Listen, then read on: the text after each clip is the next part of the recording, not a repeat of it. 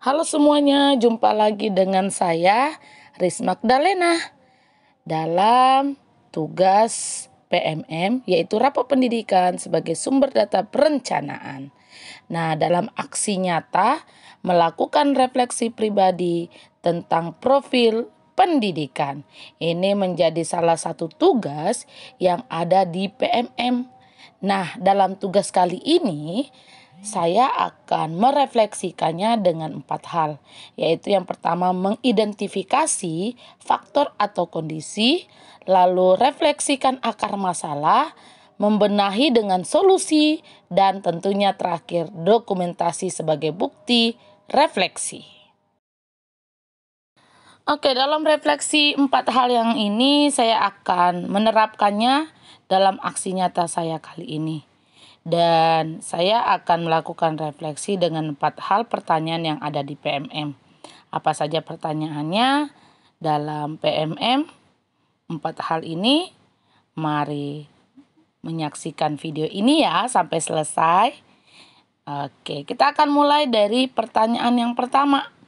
Nah, indikator layanan mana saja yang memperoleh capaian yang cukup baik? Kondisi atau fakta apa saja yang Ibu dan Bapak temukan di satuan pendidikan terkait capaian ini? Contoh apa yang ditemukan pada peserta didik, tenaga kependidikan, dan lingkungan satuan pendidikan? Ini pertanyaan yang pertama ya. Lalu lanjut ke pertanyaan yang kedua. Indikator layanan mana saja yang memperoleh capaian yang belum baik? Kondisi atau fakta apa saja yang Bapak Ibu temukan di satuan pendidikan terkait capaian ini? Dan contoh apa yang ditemukan pada peserta didik, tenaga kependidikan, dan lingkungan satuan pendidikan? Ini menjadi pertanyaan yang kedua. Lalu lanjut pertanyaan yang ketiga, yaitu hal baik apa yang telah dilakukan di satuan pendidikan berdasarkan rapot pendidikan yang telah dilihat? Nah, ini menjadi pertanyaan ketiga.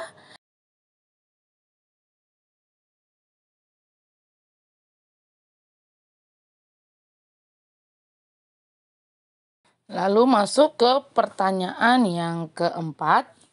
Bagaimana rapot pendidikan membantu ibu dan bapak dalam memahami kondisi satuan pendidikan? Ini menjadi pertanyaan yang keempat dalam pembahasan materi kali ini. Nah, untuk itu jangan berlama-lama lagi, kita akan mulai mengupas, membahas satu persatu.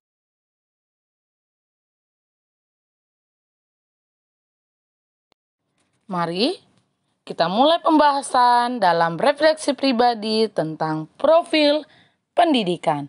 Masih bersama dengan saya ya, Risma Magdalena. Nah, untuk pertanyaan yang pertama, seperti yang sudah saya jabarkan di awal, pertanyaannya adalah pertama yaitu indikator layanan mana saja yang memperoleh capaian yang cukup baik, kondisi atau fakta apa saja yang Ibu Bapak temukan di satuan pendidikan terkait capaian ini, dan contoh apa yang ditemukan pada peserta didik, tenaga kependidikan, dan lingkungan satuan pendidikan. Baik, dalam pertanyaan pertama ini saya akan menjelaskan tentang indikator layanan yang memperoleh capaian yang baik. Nah, dalam indikator di sekolah saya, adanya psikologi guru yang terlihat dari guru yang semangat dalam mengajar, adanya keamanan lingkungan sekolah yang terlihat dengan tidak ditemukannya perundungan, adanya penerapan praktik pembelajaran yang terlihat dari upaya setiap guru dalam menggunakan berbagai strategi pembelajaran, bahkan pembelajaran menyenangkan, terlihat dari setiap peserta didik yang senang berada di sekolah dan terkadang merasa pembelajaran begitu cepat berlalu. Ini menjadi jawaban dalam pertanyaan pertama. Lalu untuk pertanyaan yang kedua, indikator layanan mana saja yang memperoleh capaian yang belum baik, kondisi atau fakta apa saja yang Bapak Ibu temukan di suatu pendidikan terkait capaian ini, dan contoh apa yang ditemukan pada peserta didik, tenaga kependidikan, dan lingkungan satuan pendidikan. Baik, untuk pertanyaan yang kedua ini, saya juga akan mencoba menjawab dengan indikator layanan yang memperoleh capaian yang belum baik. Berbeda dengan yang sebelumnya, itu adalah capaian yang baik dan ini yang belum. Nah, indikatornya adalah kebutuhan guru yang terlihat bahwa adanya guru yang akan pendidikan resign untuk menyelesaikan perkuliahan S2. Pelayanan sekolah untuk anak-anak yang berkebutuhan khusus yang belum ada, karena belum ada guru yang khusus. Lalu buku pegangan guru yang terlihat kurang, dan halaman yang kurang luas karena terlihat dari setiap orang tua yang menjemput anak pula yang berdesakan karena sulitnya mendapatkan parkir.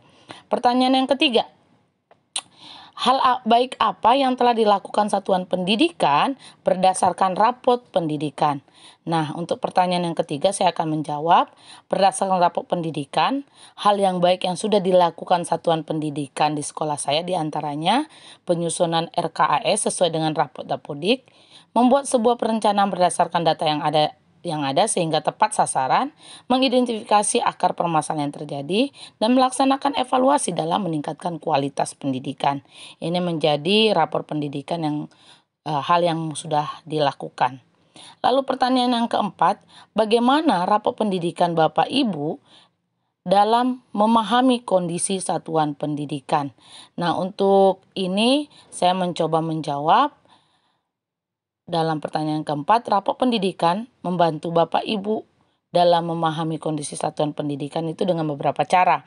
Yang pertama, itu menjadi referensi utama sebagai dasar analisis perencanaan dan tindak lanjut peningkatan kualitas pendidikan. Yang kedua, menjadi platform untuk melihat hasil asesmen nasional. Yang ketiga, menjadi sumber data yang objektif dan andal, di mana laporan disajikan secara otomatis dan terintegrasi. Yang keempat, menjadi instrumen pengukuran yang berguna sebagai evaluasi sistem pendidikan secara keseluruhan, baik untuk evaluasi internal maupun eksternal. Dan yang kelima, membantu satuan pendidikan dalam memahami gambaran, capaian, mutu, serta layanan pendidikan secara utuh juga menyeluruh. Nah, ini ada beberapa dokumentasi yang saya coba ambil untuk saya sajikan dalam video ini sebagai tugas saya. Ini beberapa hal yang dilakukan oleh baik itu murid, baik itu guru. Dan ini dia ada juga refleksinya yang diberikan. Bisa dilihat ada juga hasil karya dan terlihat bagaimana hal yang baik yang sudah dilakukan di sekolah. Baik, mungkin ini saja dalam penyajian laporan atau penyelesaian tugas PMM dalam materi kali ini. Mungkin sampai jumpa dalam video selanjutnya dan semoga video ini menginspirasi banyak orang dan mampu menyelesaikan tugas PMM kali ini dalam rapor pendidikan sebagai sumber data perencana. Ayo kita lakukan aksi nyata, melakukan refleksi pribadi tentang profil pendidikan. Terima kasih. Sampai jumpa dalam video selanjutnya. Guru bergerak Indonesia maju. Bye-bye.